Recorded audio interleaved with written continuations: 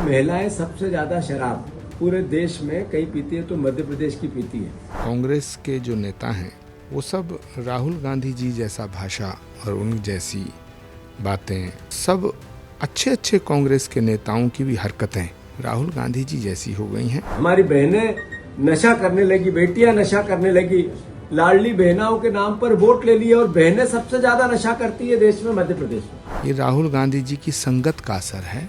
महिलाओं को सबसे ज्यादा शराब पीने वाली बताना तो मध्य प्रदेश की महिलाओं का नहीं, ये पूरे देश की महिलाओं के ऊपर बहुत बड़ा एक इल्जाम है और लांछन है। ये वोट चोरी शब्द जो लोकतंत्र में आया, इसको कैसे देखते हैं आप? मूर्खों की पार्टी है और इनके सरदार महामूर्खानंद है। वोट चोर का नारा जो लगा रहे हैं ये खुद बहुत बड़े चोर हैं। दिग्विजय सिंह जी का और कमलनाथ जी का जो रिश्ता है, सुना है कमलनाथ जी ने भी उनके बयान पे कुछ उत्तर दिया है। दोनों का रिश्ता समझने के लिए कई जन्म लेने पड़ेंगे। आजकल जो कथावाचक हैं, जो बाबा लोग हैं, उनके जो बयान हैं ये काफ़ी मतलब फजीहत करा रहे हैं। कथा वाचक हो या कोई संत हो या कोई धर्मगुरु हो, उन सबको अपनी अपनी मर्यादाओं का पालन करना चाहिए। ये सनातन को बदनाम करने के लिए, सनातन को बर्बाद करने के लिए बहुत बड़ी साजिशें इंटरनेशनल लेवल पे हो रही हैं और उस साजिश में भारत के कुछ राजनीतिक दल शामिल हैं। विपक्ष का नेतृत्व मूर्खों के हाथ में आ गया है। कुछ इस तरह से किया उसने, मेरे जख्म का इलाज मरहम भी लगाया तो कांटे की नोक से। सामाजिक और राजनीतिक मुद्दों पर अपने विचार को जो है वो प्रमुखता से रखने वाले हमारे साथ कांग्रेस के पूर्व नेता आचार्य प्रमोद कृष्णम जी हैं। विस्तार न्यूज पे स्वागत है सर। सबसे पहले आज तीज का पर्व है और महिलाएं व्रत रख रही हैं, लेकिन मध्य प्रदेश कांग्रेस के जो अध्यक्ष हैं जीतू पटवारी जी, उनका एक बयान आता है कि देश भर में सबसे अधिक जो शराब है वो मध्य प्रदेश में महिलाएं पीती हैं। कैसे देखते हैं आप इसको? देखिए, भारत और भारत की संस्कृति स्त्री का, नारियों का, बहन बेटियों का सम्मान करने का पाठ पढ़ाती है और भारत वो भूमि है जहाँ नारियों की पूजा होती है। यत्र नारेस्तु पूजन्ते रमन्ते तत्र देवता। लेकिन दुर्भाग्यपूर्ण है कि कांग्रेस के जो नेता हैं वो सब राहुल गांधी जी जैसा भाषा और उन जैसी बातें, उन सब अच्छे अच्छे कांग्रेस के नेताओं की भी हरकतें राहुल गांधी जी जैसी हो गई हैं। ये राहुल गांधी जी की संगत का असर है कि अपने से बड़ों का अपमान करना और महिलाओं को सबसे ज़्यादा शराब पीने वाली बताना तो मध्य प्रदेश की महिलाओं का नहीं, ये पूरे देश की महिलाओं के ऊपर बहुत बड़ा एक इल्ज़ाम है और लांछन है। इसे मैं इतना ही कहूँगा कि ये दुर्भाग्यपूर्ण है। सर, राहुल गांधी का आपने नाम लिया। राहुल गांधी अभी वोट चोरी का आरोप को लेकर जो केंद्र सरकार है उसको घेर रहे हैं। बिहार में वोटर अधिकार यात्रा भी निकाल रहे हैं। ये वोट चोरी शब्द जो लोकतंत्र में आया, इसको कैसे देखते हैं आप?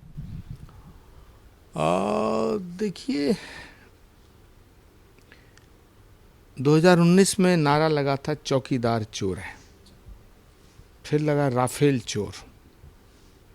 तो राफेल चोर और चौकीदार चोर का, इस नारे का जिन्होंने इजाद किया, जिन लोगों ने ये नारे बनाए, उन्होंने ही नया नारा वोट चोर का बनाया है।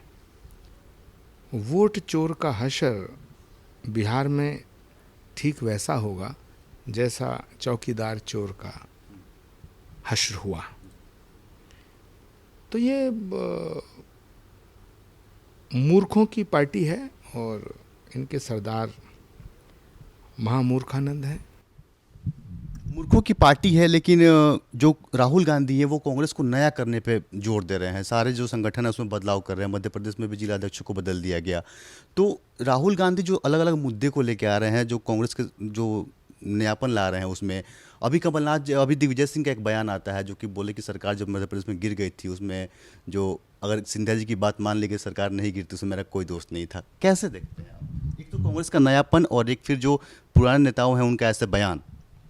देखिए, मध्य प्रदेश की सरकार गिरने के बाद बहुत दिनों के बाद दिग्विजय सिंह जी ने बहुत बड़ी बात कही है। और दिग्विजय सिंह जी बहुत बड़े नेता हैं, मैं तो उनको बहुत ही उनका सम्मान करता हूं। लेकिन दिग्विजय सिंह जी का और कमलनाथ जी का जो रिश्ता है, सुना है कमलनाथ जी ने भी उनके बयान पे कुछ उत्तर दिया है। दोनों का रिश्ता समझने के लिए कई जन्म लेने पड़ेंगे। लेकिन बस दिग्विजय सिंह जी के बयान पर, फिर कमलनाथ जी के ट्वीट पर इतना ही कहना चाहूँगा कि कुछ इस तरह से किया उसने मेरे ज़ख्म का इलाज, कुछ इस तरह से किया उसने मेरे ज़ख्म का इलाज, मरहम भी लगाया तो कांटे की नोक से। बहुत अच्छे तरीके से आपने जो तंज कसा है ये। एक और चीज़ है समाज में, जैसे कि आजकल जो कथावाचक हैं, जो बाबा लोग हैं, उनके जो बयान हैं ये काफ़ी मतलब फजीहत करा रहे हैं। जैसे कि अभी अनुराधाचार्य जी ने जो बयान दिया था लड़कियों को लेके, कैसे देखते हैं इस बयान को आप? देखिए, कथावाचक हो या कोई संत हो या कोई धर्मगुरु हो, उन सबको अपनी अपनी मर्यादाओं का पालन करना चाहिए। हम भगवान राम के उपासक हैं जिन्होंने मर्यादा को स्थापित किया। हम भगवान कृष्ण के मानने वाले हैं जिन्होंने कुरुक्षेत्र के मैदान में शंखनाद किया, असत्य के खिलाफ, अधर्म के खिलाफ। परित्राणाय साधूनाम विनाशाय च दुष्कृताम धर्म संस्थापनार्थाय संभवामि युगे युगे। सनातन को सशक्त करने की बातें करनी चाहिए, छिछोरी बातें करने से बचना चाहिए।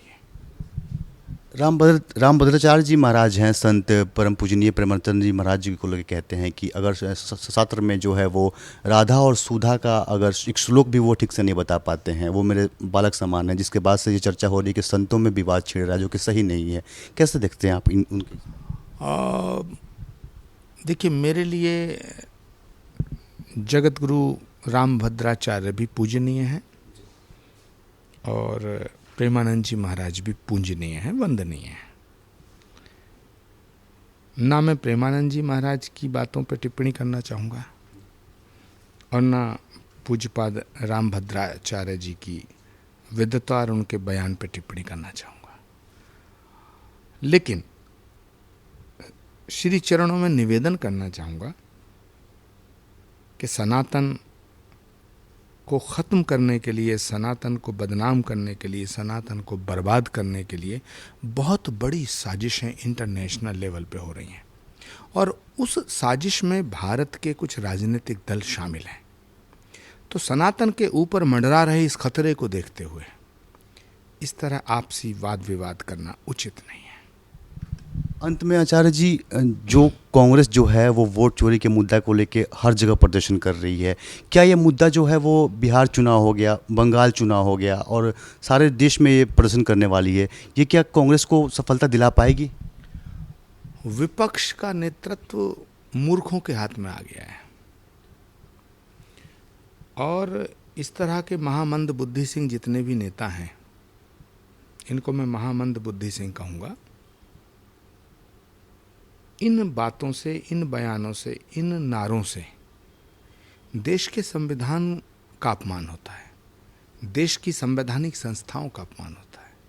अगर चुनाव आयोग चोर है तो आप इस्तीफा दो ना, क्योंकि आप लोकसभा के सदस्य बने बैठे हो इसी चुनाव आयोग के सर्टिफिकेट के द्वारा। आप उत्तर प्रदेश के अंदर बीजेपी को 35-37 सीटें हरा के सांसद बने बैठे हो इसी चुनाव आयोग के द्वारा जारी किए गए सर्टिफिकेट के द्वारा।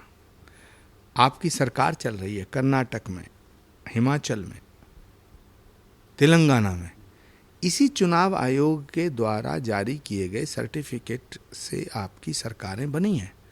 तो पहले तेलंगाना से इस्तीफा दो, पहले सिद्धरामैया से कहो कर्नाटक सरकार के मुख्यमंत्री पद से इस्तीफा दें, सुखविंदर सिंह सुक्खू को हिमाचल के मुख्यमंत्री पद से इस्तीफा देना चाहिए, राहुल गांधी जी को अपनी लोकसभा छोड़नी चाहिए। जिस चुनाव आयोग को आप चोर कह रहे हो